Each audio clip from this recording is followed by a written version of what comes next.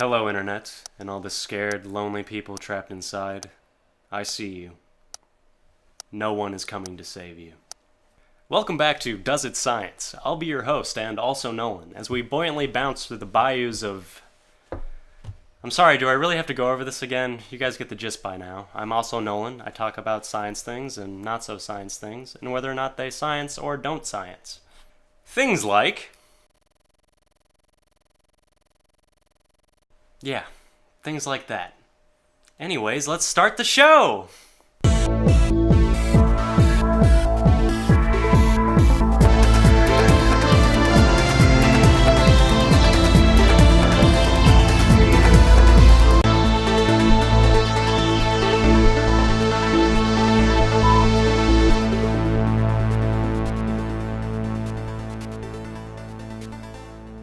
You are tired. Your eyes are heavy. You want to click the link in the description box below and buy the new Does It Science t-shirt, which I hope is in the store in time for this plug. We're all familiar with the gimmick. Guy with a pocket watch or some other shiny distraction pulls his willing participants into a deep trance. Uh-huh. And Caesar Milan can actually talk to your dog. Right. Maybe we should see what science has to say. Is hypnosis falsifiable? Well, how would one prove logically that a person was actually under hypnotic trance, or just faking it?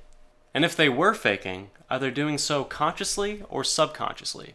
Anecdotal evidence can't be verified, and subjective claims can't be falsified. Is hypnosis reproducible? Yeah, a little bit. An article published in the Journal of Personality and Psychology in 1989 measured the degree of stability of hypnosis over a 25-year period. As it turns out, the median change in scores of the participants was only 1 point on a 12-point scale, comparable with other measures of individual differences. Is hypnosis consistent with other fields? In a manner of speaking, it does seem to be consistent with the field of psychology. The human mind is as gullible as it is rigid. But since there seems to be no neurological distinctions of a hypnotic state, we're going to have to say no. But A for effort, but still no. Is hypnosis controlled? Well, when it is, such as in an experiment conducted by Stanford psychiatrist David Spiegel, it doesn't work in their favor.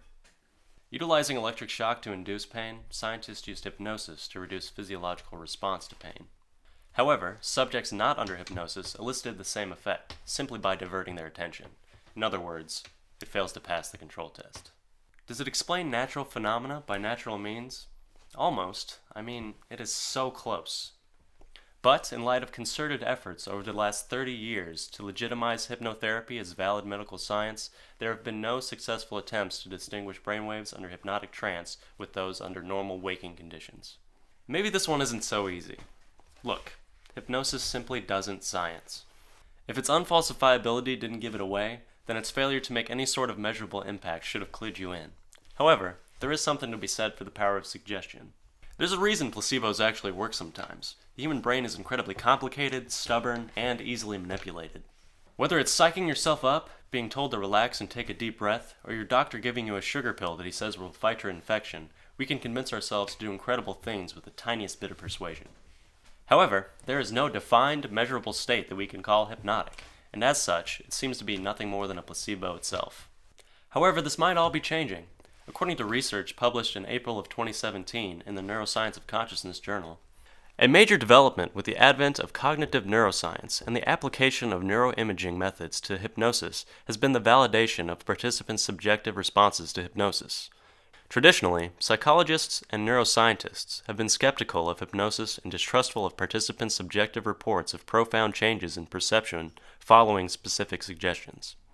Although the neurophysiological mechanisms underlying hypnosis have yet to be thoroughly delineated, neuroimaging research has consistently demonstrated that subjective changes in response to suggestion are associated with corresponding changes in brain regions related to the specific psychological function in question. For example, these and other studies have demonstrated similar cortical activation patterns between suggested experiences, e.g. pain reduction, and the corresponding perceptual states, and further shown that the effects of suggestion are distinct from those of imagination. Of course, the neurophysiological mechanisms underlying hypnosis have yet to be thoroughly delineated, so we're not quite there. But hey, they're trying to play by the rules, so we can at least respect that. Besides, who would want to live in a world where your every whim could be influenced by the subtle art of persuasion?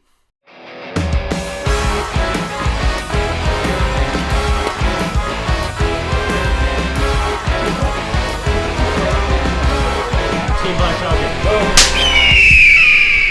Yeah, come up with something cooler than that.